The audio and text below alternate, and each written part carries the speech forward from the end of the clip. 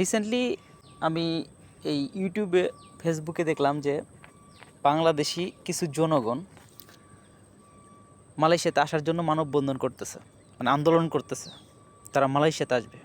আমার মনে হয় তারা ফেসবুক বা ইউটিউব চালায় না।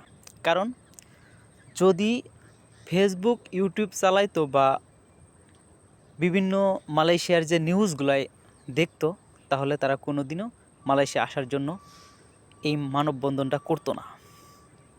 কারণ বিগত যে কলিং দেওয়া হয়েছিল সেই কারণে অনেক মানুষ ঢুকেছে, বৈধ এবং অবৈধভাবেও মালয়েশিয়াতে ঢুকছে। তো যার ফলে মালয়েশিয়ার কাজের পরিস্থিতি খুবই খারাপ, একদম খারাপ।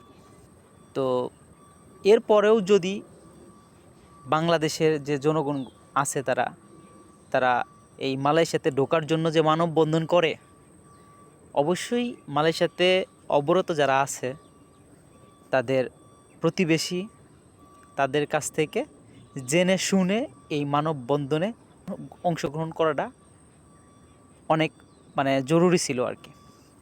তো যাই হোক, মালয়েশিয়ার অবস্থা আসলেই, মালয়েশিয়ার যে অবস্থা বর্তমান, যদি কেউ জানতো বা যদি কেউ বুঝতো, তাহলে বর্তমানে জীবনেও কেউ মালয়েশিয়া আসার জন্য চেষ্টা করতো না।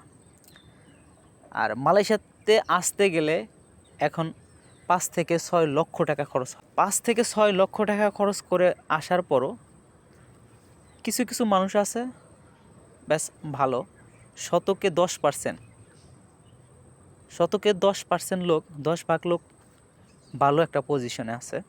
আর 90% লোক, অর্থাৎ 90 ভাগ লোকই একদম দুর্বিষহ অবস্থা, যেটা বলে বাহিরে।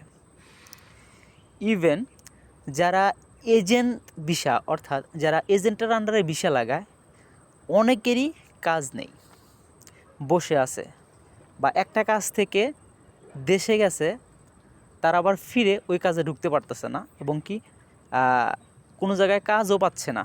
এবং কোনো কোনো ক্ষেত্রে দেখা যায় যে তাদের থাকার জায়গা পর্যন্ত নাই। ইভেন কোনো কোনো জায়গায় 5টায় কাজ দেয়, আবার কোনো কোনো জায়গায় 5-7টায় কাজ দেয়, এবং কোনো মতো তারা খেয়ে পরে বেঁচে আছে। অনেকেই হয়তো বা বলতে পারে যে আমার বাড়ির পাশে একজন এইটা করতেছে, সেইটা করতেছে, ওইটা করতেছে। হ্যাঁ, যারা ওই